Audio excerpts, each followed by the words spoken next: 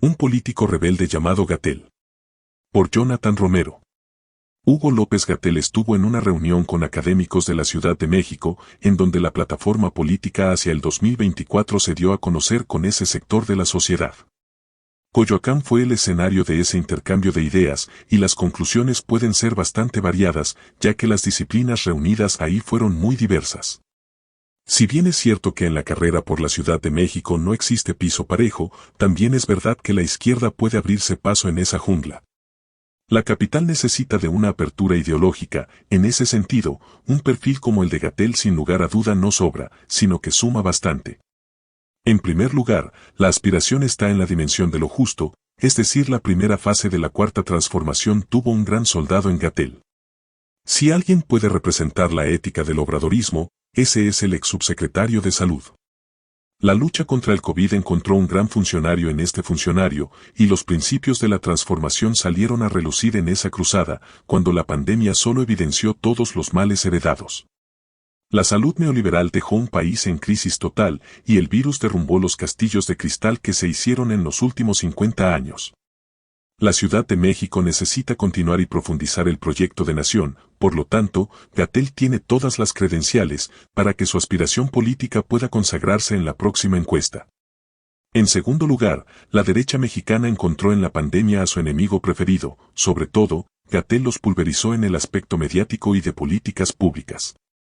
En la presente coyuntura, la narrativa neoliberal no pretende dejar vivo políticamente al ex subsecretario y, en todos los programas, los comentarios son bastante agresivos hacia su persona. La derecha mexicana no le perdona la crítica acertada al modelo neoliberal, en particular la cuarta transformación hizo énfasis en el modelo de negocio de este sector. La salud popular nunca importa en lo más mínimo, y el negocio fue el centro de la actividad gubernamental en la época oscura de México. En plena crisis sanitaria, el horizonte político fue muy claro. Para simplificar, la salud no puede estar en manos de los dueños del dinero. En tercer lugar, la Ciudad de México no es una urbe sencilla, y sus problemas están en la dimensión de la complejidad. Los retos son muy amplios, los cuales van desde el transporte público, salud, servicios públicos, vivienda, etc. Gatell no solo supo escuchar cada uno de los planteamientos de los académicos, sino que, número uno, su conocimiento fue muy claro sobre las diferentes dimensiones de la crisis de la ciudad, y número dos, su interdisciplinaridad salió a relucir cuando hizo mención que necesita de los expertos para continuar en este proceso. Un gobernante futuro necesita demostrar el conocimiento de la zona que quiere representar en el periodo tal, y por supuesto, debe reconocer sus límites, pero también de estar dispuesto a la unidad disciplinada. Porque la ciudad necesita de todos y todas para lograr una mejor urbe. En cuarto lugar, la sociedad capitalina es bastante compleja en sus intereses, y los sectores tienen diferentes demandas, las cuales van desde la diversidad de género hasta la salud mental. Los problemas no son ni más pequeños ni más grandes, entonces un buen político debe darle su dimensión correcta. La pluralidad fue el eje central de ese evento, porque todas las voces se escucharon, y las respuestas de Gatell fueron respetuosas sobre todos los problemas. El compromiso no solo fue a recabar muchas demandas sociales sentidas, sino que en su caso ya se han trabajado muchas de esas desde la Secretaría de Salud y en la redacción del Proyecto de Nación 2024-2030. Muchos afirman en la total ignorancia que Gatell es un gran científico, pero no tiene nada de experiencia política. Lo anterior es totalmente falso. En quinto lugar, Gatell mostró el camino sobre su perfil. En definitiva, al igual que Obrador, el subsecretario es un crítico del neoliberalismo. La Ciudad de México tiene muchos problemas que son la herencia por parte de la aplicación de la agenda de Washington. Lo interesante radica no en su postura, sino que su claridad le permite poner énfasis en la fecha de este retroceso, 2006. En ese tenor, el perfil antineoliberal se deja ver muy bien en el ex subsecretario y, por ende, su candidatura no solo es necesaria, sino que debe elegirse sobre las otras. La cuarta transformación exige una lucha permanente contra el neoliberalismo y, tarde o temprano, la izquierda terminará venciendo en este proceso. En sexto lugar, Gatell demuestra sin lugar a duda que sus principios están en la izquierda. Su plataforma no se centra en un pragmatismo barato, sino que ésta contempla seguir una ruta clara. El zigzagueo no existe en este caso, y luchar por una humanización de la ciudad está en el eje central de su proyecto. La política debe ponerse al servicio de la felicidad humana y, frente a ese reto, la apuesta se redobla en torno a su elección. La izquierda comienza a abrirse camino en diferentes plataformas y una ciudad neoliberalizada necesita una dosis de radicalidad, que yo veo en este candidato.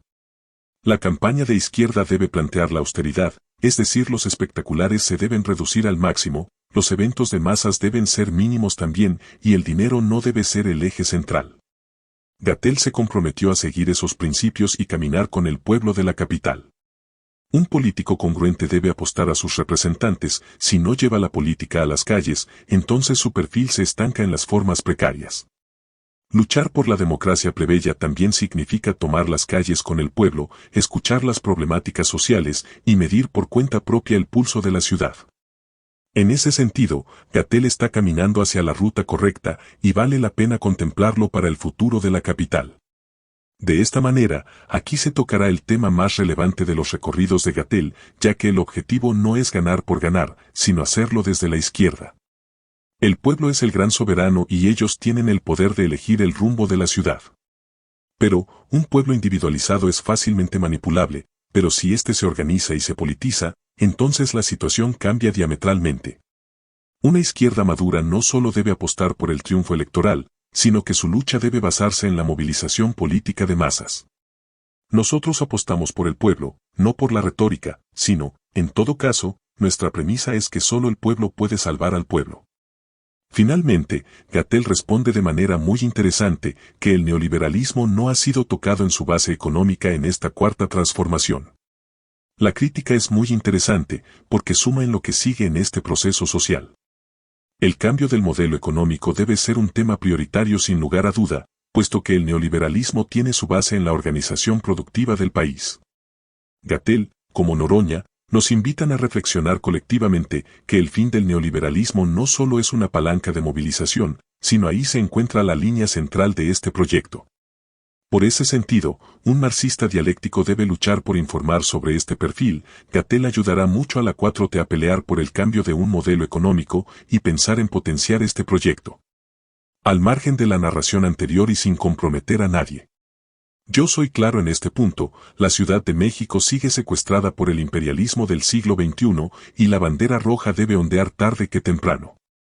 Que si somos comunistas, claro que lo somos. Que si queremos la socialización de los medios de producción, también los queremos. Pero, los comunistas debemos reflexionar sobre el papel del cambio copernicano en esta era, es decir, número 1, pasar de una sociedad de lucro a una que estime más la vida humana y 2, pasar de una sociedad planificada desde el plusvalor a una planificación basada en el valor de uso. Por eso y muchas cosas más, humanizar a la ciudad no puede quedarse en un eslogan, sino debe pasar a un campo de batalla por construir una ciudad mejor para la clase trabajadora de la capital de este país.